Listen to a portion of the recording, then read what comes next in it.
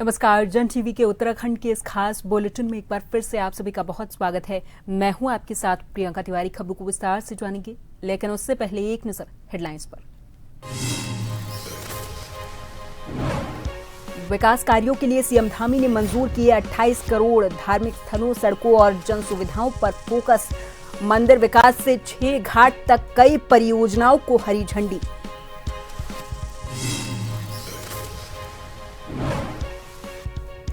खेल मंत्री रेखा आर्या ने नेशनल चैंपियनशिप का किया शुभारंभ। 11 राज्यों के 100 से अधिक खिलाड़ी ले रहे हिस्सा। नई खेल नीति में विशेष खिलाड़ियों के लिए मिलेंगी खास सुविधाएं।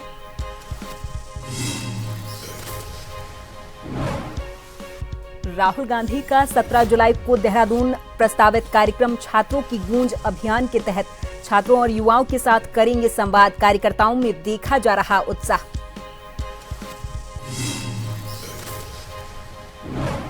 भारत और नेपाल सीमा पर पुलिस और एसएसबी का सघन अभियान। संदिग्ध गतिविधियों, वाहनों पर रखी गई पैनी नजर। ग्रामीणों को नशा मुक्त, साइबर सुरक्षा और महिला सुरक्षा के प्रति किया जागरूक। और उत्तराखंड में बारिश का कहर, 120 सड़कें डूबी। भूस्खलन से 3 नेशनल हाईवे प्रभावित। यमुनोत्री हाईवे पर फंसे 100 तीर्थयात्रियों का किया गया रेस्क्यू।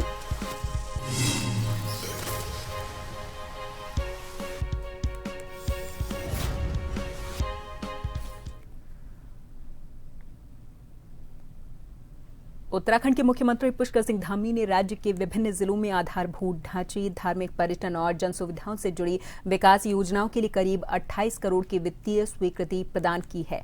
स्वीकृत योजनाओं में मंदिरों का विकास, सड़क और पुल निर्माण, पुलिस आवास और छठ पूजा की जगह जैसी परियोजनाएं इसमें शामिल हैं।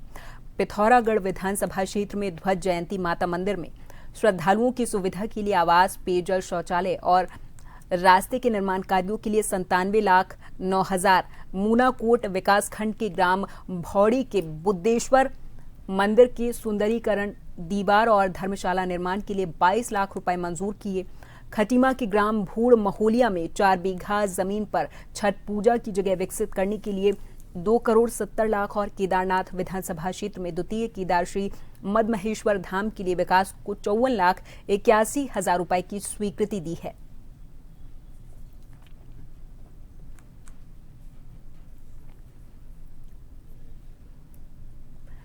देहरादून में उत्तराखंड भारतीय जनता पार्टी की मिशन 2027 की तैयारियों को लेकर आज महत्वपूर्ण बैठक हुई है। इस बैठक में संगठन के आगामी कार्यक्रमों और रणनीति पर चर्चा की जाएगी। भारतीय जनता पार्टी के राष्ट्रीय महामंत्री तरुण चुग इस बैठक की अध्यक्षता करने वाले हैं। इस दौरान भारतीय जनता पार्टी के प्रदेशाध्यक्ष महेंद्र भट्ट, मुख्यमंत्री धामी सहित पार्टी के कई वरिष्ठ नेता इस बैठक में मौजूद रहेंगे।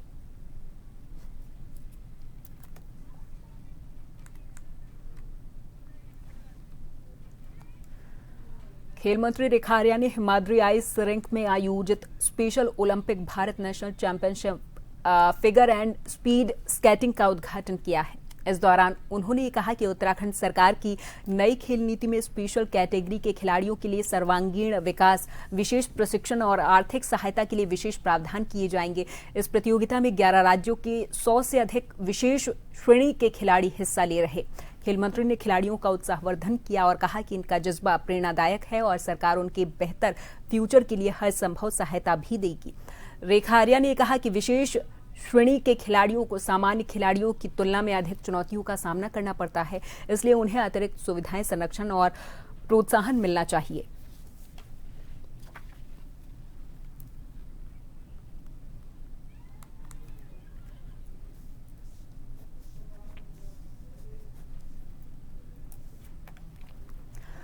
तीन पानी गोलापार बाईपास फ्लाईओवर पर शनिवार देर रात एक अत्यंत हृदय विदारक घटना सामने आई है। लालकुआं की ओर से आ रही एक अनियंत्रित और अधिक तेज गति की स्कॉर्पियो ने फ्लाईओवर पर खड़े 4 युवकों को रौंदा है। टक्कर इतनी भयानक थी कि वाहन के पहिए तक उखड़ गए।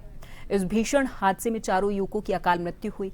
सूचना मिलते ही पुलिस बल तुरंत घटनास्थल पर पहुंचा, जहां 4 युवक लहूलुहान अवस्था में पड़े हुए थे और उनकी स्कूटी भी क्षतिग्रस्त थी। पुलिस ने चारों घायलों को तत्काल डॉक्टर सुशीला तिवारी अस्पताल पहुंचाया। डॉक्टरों ने राहुल राजपूत, शिवम और अंशु आर्य को मृत घोषित कर दिया। वहीं गंभीर रूप से घायल चौथे युवक आदित्य टमटा ने देर रात आईसीयू में उपचार के दौरान दम तोड़ा है।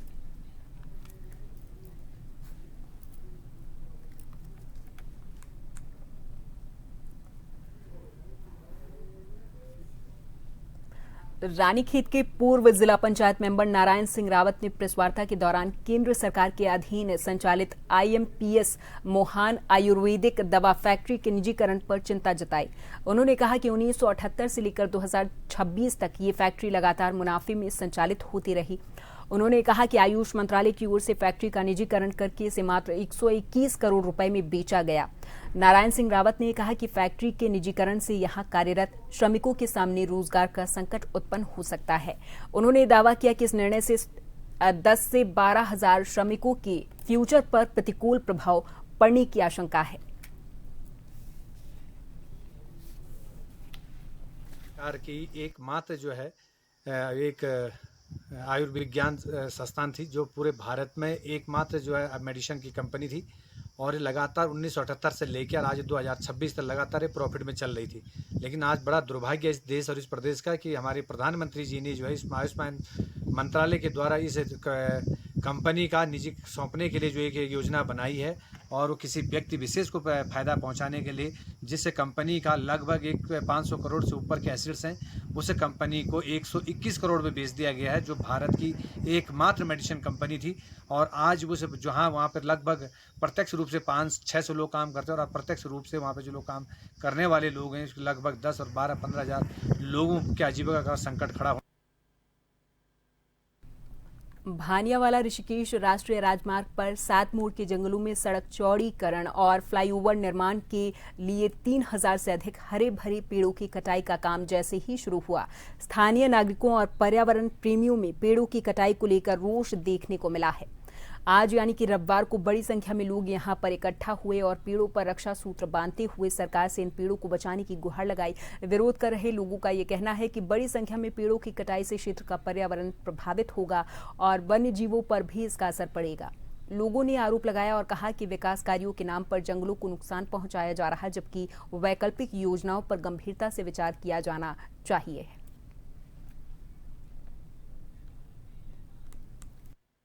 पूरे देश में एक अभियान चल रहा है सरकार द्वारा, भारतीय जनता पार्टी के लोगों के द्वारा, एक पेड़ मां के नाम। और अभी हम देखेंगे कुछ दिन में हरेला हम पूरे उत्तराखंड में मना रहे हैं। एनवायरमेंट डे को हम पूरे विश्व एनवायरमेंट डे हम मनाते हैं हर साल, और अभी हरेला में भी बताया जा रहा है कि करोड़ों पेड़ लगाए जाएंगे।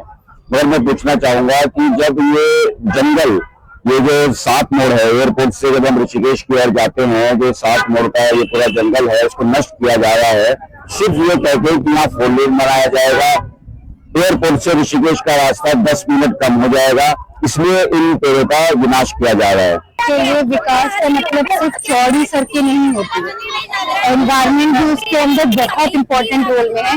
और आप ये देखिए जो ऑलरेडी करंट सड़कें हैं उसकी सिचुएशन इतनी खराब है, हमारे ओवर ब्रिजेस गिर रहे हैं। हम यहाँ जंगल काटने के बजाय उन चीजों पे ज्यादा ध्यान दें। अभी मैं थोड़ा देर पहले आई थी, वहाँ पे सड़कें इतनी खराब है। आप यहाँ पे ऑलरेडी टेम्परेचर इतना हाई हो गया उत्तराखंड जैसे स्टेट का, बाकी जगहों पे तो छोड़ ही दीजिए। मतलब यहाँ पे ह्यूमिडिटी नहीं होती थी, यहाँ पे एसी की रिक्वायरमेंट्स नहीं होती थी। मुझे 20 ईयर्स से ऊपर हो गया है, तो अब इस तरह की सिचुएशन में एटलीस्ट ये चीजें सोचनी चाहिए सरकार को कि इंडिया में आज की डेट पे डेवलपमेंट में सिर्फ इंफ्रास्ट्रक्चर डेवलपमेंट करना प्रायोरिटी नहीं है। हमें पॉल्यूशन कम करना है, हमें पॉपुलेशन कंट्रोल करना है। जो ऑलरेडी डेवलप्ड है आप उनको मेंटेन करिए ना। इस वक्त जो हम मौजूद है ऋषिकेश देहरादून के नेशनल हाईवे 7 मोड़ जंगल में वहाँ पर मौजूद है। और जो यहाँ पर जो 4 लाइन का जो प्रोजेक्ट है उसके तहत जो यहाँ पर 3000 से अधिक जो है पेड़ों का कटान होना है। पेड़ है जंगल में वो कटते हैं, पेड़ को कटान शुरू हो चुका है। और तमाम जो है पर्यावरण प्रेमी जो है वॉलंटियर जो है वो यहाँ पर आज तमाम सामाजिक संस्था जो है उनके वॉलंटियर यहाँ पर पहुंचे और पेड़ों पे जो रक्षा सूत्र बांध करके उन्होंने पेड़ बचाने की मुहिम यहाँ पर शुरू कर दी है। अब देखने वाली बात ये होगी कि सरकार जो ये रोड चौड़ीकरण का जो प्रोजेक्ट है इसे किस तरह से लागू करती है, इन पेड़ों का कटान होता है या ये पेड़ बच पाते हैं। फिलहाल जन टीवी के लिए देवाला से आशीष। ऊधम सिंह नगर के खटीमा रेंज से एक बार फिर से अवैध पेड़ कटान का मामला सामने आया। कुछ दिन पहले 16 पेड़ों के कटान की पुष्टि के बाद ये मामला अभी शांत भी नहीं हुआ था कि अब चकरपुर वन चौकी क्षेत्र में फिर से कटे हुए पेड़ों का मामला चर्चा में है। आरोप यह है कि मौके की वास्तविक सिचुएशन और अधिकारियों को दी गई जानकारी में बड़ा अंतर है। खटीमा रेंज के अंतर्गत चकरपुर वन चौकी क्षेत्र में पेड़ों के अवैध कटान का नया मामला सामने आया। मौके से सामने आए इस वीडियो और लोकेशन फोटो में 4 कटे हुए पेड़ों के अवशेष दिखाई दिए। वहीं आरोप है कि वन विभाग के कर्मचारियों ने अपने उच्च अधिकारियों को केवल 2 पेड़ों के कटान की जानकारी दी और गुमराह किया है। स्थानीय लोगों का ये कहना है कि वीडियो में साफ दिखाई दे रहा कि कटे हुए पेड़ों की लकड़ी पूरे तरीके से मौके से हटाई जा चुकी है। वहीं एसडीओ संचिता वर्मा ने इस पर बताया है कि 2 सूखे और गिरे पेड़ों का कटान हुआ, जिसकी लकड़ी मौके से बरामद करके सुरक्षित जगह पर रखी गई है। हमें सूचना प्राप्त हुई थी कि हमारी चकरपुर बीट में 2 सूखे गिरे हुए उखड़े हुए सागौन के 2 पेड़ों का पालन किया गया है वहाँ पर, और उसके संबंध में हमारे वहाँ रेंज केस दर्ज किया गया है, जिसकी जांच अभी गतिमान है। जांच की जो अंतिम रिपोर्ट आ जाएगी तो फिर अवगत करा दिया जाएगा। ठीक है। हाँ, जो लकड़ी कटी है उसमें से कुछ माल हमको बरामद हो गया है, जिसकी नपत वगैरह करवा करके उसे सुरक्षित स्थिति पर रखवा दिया गया। चमोली पुलिस ने चोरी की एक महत्वपूर्ण घटना का तुरंत खुलासा किया है और लाखों रुपए मूल्य का सोलर इन्वर्टर चोरी करने वाले आरोपी को गिरफ्तार करके चोरी किया गया माल भी बरामद किया। हरीश चंद्र शेखर की ओर से कोतवाली चमोली में लिखित तहरीर दी गई कि ग्राम लासी में कंपनी की ओर से स्थापित 200 किलोवाट क्षमता के सोलर प्लांट से अज्ञात व्यक्ति 100 किलोवाट क्षमता का सोलर इन्वर्टर चोरी कर ले गया। चोरी किए गए इन्वर्टर की अनुमानित कीमत 3,50,000 रुपए है। तहरीर के आधार पर कोतवाली चमोली में अभियोग पंजीकृत किया गया। लगातार किए गए प्रयासों के फलस्वरूप पुलिस टीम ने इस घटना का सफल अनावरण किया और अंकित सिंह को गिरफ्तार किया है।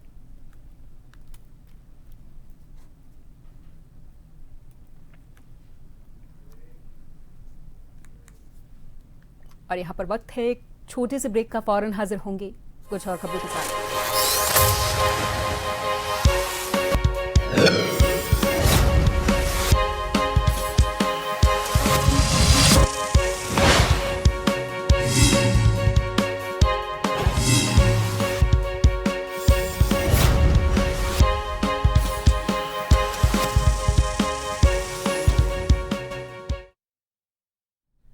रुड़की में अवैध खनन पर रोक लगाने के लिए जिला प्रशासन लगातार आदेश जारी कर रहा। हाल ही में खनन विभाग में अधिकारियों के तबादले भी किए गए, लेकिन इसके बावजूद खनन माफिया बेखौफ नजर आ रहे। रुड़की में आसफ नगर के पास बंद पड़ी गंग नहर के अंदर दिन दहाड़े जेसीबी और ट्रैक्टरों से कथित अवैध खनन किए जाने का मामला सामने आया। इसका एक कथित वीडियो सोशल मीडिया पर वायरल हो रहा।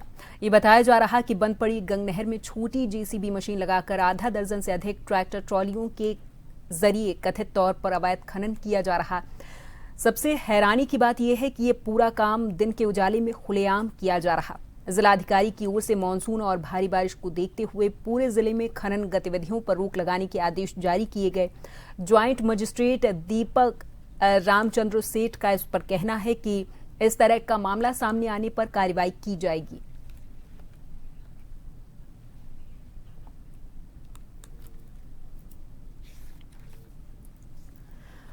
हरिद्वार पुलिस ने नकली नोटों के बड़े नेटवर्क का खुलासा किया और पंजाब से 2 आरोपियों को गिरफ्तार किया है। इससे पहले कोतवाली नगर पुलिस ने 4 आरोपियों को 84,500 रुपए की जाली भारतीय मुद्रा के साथ गिरफ्तार करके जेल भेजा था। न्यायालय से पुलिस कस्टडी रिमांड मिलने के बाद पूछताछ में मिले सुराग के आधार पर पुलिस टीम पंजाब पहुंची और गिरोह के 2 अन्य सदस्यों को दबोचा है। आरोपियों के पास से कुल 1,10,000 रुपए के नकली नोट छापने में इस्तेमाल प्रिंटर और एक कार बरामद हुई। पुलिस जांच में सामने आया कि आरोपी ढाबा और कपड़ों के कारोबार की आड़ में फर्जी करेंसी का नेटवर्क संचालित कर रहा था और असली रकम के बदले 2 गुनी नकली मुद्रा देकर मोटा मुनाफा कमाते थे। और उनके द्वारा यहाँ पे नकली नोट प्रचालन करने का प्रयास किया जा रहा था, जिस इंफॉर्मेशन पे हमारी पुलिस टीम एक्टिव हुई थी। और इसमें जो 4 अभियुक्त थे, सुरजीत सिंह, टिंकू, सुमित और संजीव, जिनको गिरफ्तार करने में सफलता मिली थी और इनके पोजीशन से कुल 84,500 की जो फेक करेंसी थी, नकली नोट था, वो बरामद हुआ था। और इनको माननीय न्यायालय के समक्ष पेश करके और ये अभियुक्त जेल गए थे। पूछताछ के क्रम में ही ये जानकारी मिली कि अमृतसर के रहने वाले पवन और सुखविंदर सिंह जो कि इसके मास्टरमाइंड हैं और इन्हीं के द्वारा ये नकली नोटें प्रिंट की जाती हैं और मार्केट में इसको सर्कुलेट करने का प्रयास किया जाता था। भारी बारिश के चलते शनिवार देर शाम देहरादून की विजय कॉलोनी के खाला बस्ती में एक सुरक्षा दीवार ढह गई, जिससे 2-3 मकानों को नुकसान पहुंचा। हादसे में विमला देवी नाम की महिला गंभीर तौर पर घायल हुई। उनके पैर में चोट आई है और उन्हें उपचार के लिए दून अस्पताल भेजा गया। घटना की सूचना मिलते ही कैबिनेट मंत्री गणेश जोशी तत्काल मौके पर पहुंचे और प्रभावित क्षेत्र का निरीक्षण करके सिचुएशन का जायजा लिया है। उन्होंने अधिकारियों से राहत और बचाव कार्यों की जानकारी ली और जिलाधिकारी देहरादून को निर्देश दिए कि प्रभावित परिवारों को तत्काल हर संभव सहायता उपलब्ध कराई जाए।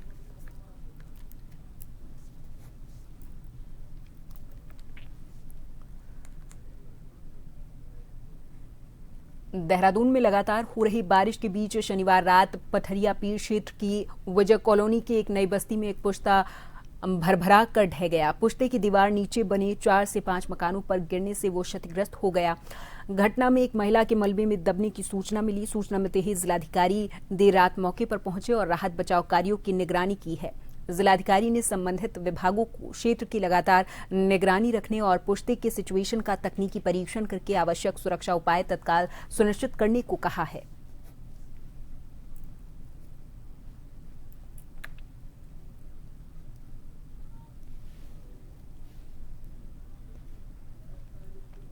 उत्तरकाशी जनपद के सियाना चट्टी पर भारी मलबा आने के कारण सड़क मार्ग अवरुद्ध हो गया, जिससे कई श्रद्धालु रास्ते में फंस गए। घटना की सूचना प्राप्त होते ही एसडीआरएफ पोस्ट बड़कोट से मुख्य आरक्षी दुर्गेश रतूड़ी के नेतृत्व में एसडीआरएफ टीम तत्काल रेस्क्यू उपकरणों के साथ घटनास्थल पर पहुंची। साथ ही एसडीआरएफ पोस्ट जानकी चट्टी से मुख्य आरक्षी राजेश कुमार के नेतृत्व में एक अन्य टीम भी मौके पर पहुंची। घटनास्थल पर सड़क पूरे तरीके से अवरुद्ध होने के कारण एसडीआरएफ टीम वैकल्पिक रास्तों के द्वारा रोप फिक्स करते हुए नजर आए। इसके बाद जवानों ने सावधानी और कुशलता के साथ लगभग 100 यात्रियों को एक एक करके सुरक्षित रास्ता पार कराया। एसडीआरएफ उत्तराखंड प्रदेश में आपदा और इमरजेंसी के सिचुएशन में तुरंत और प्रभावी राहत और बचाव कार्यों के लिए लगातार काम कर रही है।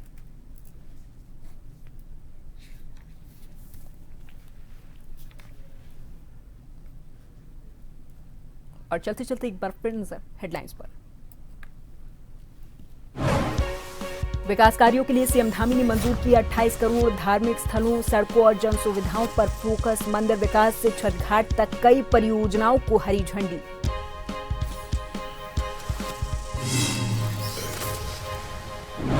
खेल मंत्री रेखा आर्या ने नेशनल चैंपियनशिप का किया शुभारंभ। 11 राज्यों के 100 से अधिक खिलाड़ी ले रहे हिस्सा। नई खेल नीति में विशेष खिलाड़ियों के लिए मिलेंगी खास सुविधाएं। राहुल गांधी का 17 जुलाई को देहरादून प्रस्तावित कार्यक्रम। छात्रों की गूंज अभियान के तहत छात्रों और युवाओं के साथ करेंगे संवाद। कार्यकर्ताओं में देखा जा रहा उत्साह।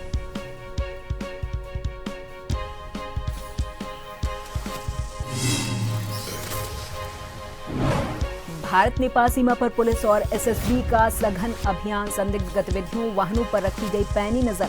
ग्रामीणों को नशा मुक्ति, साइबर सुरक्षा और महिला सुरक्षा के प्रति किया जागरूक। और उत्तराखंड में बारिश का कहर, 120 सड़कें बंद। भूस्खलन से 3 नेशनल हाईवे प्रभावित। यमुनोत्री हाईवे पर फंसे 100 तीर्थयात्रियों का किया गया रेस्क्यू।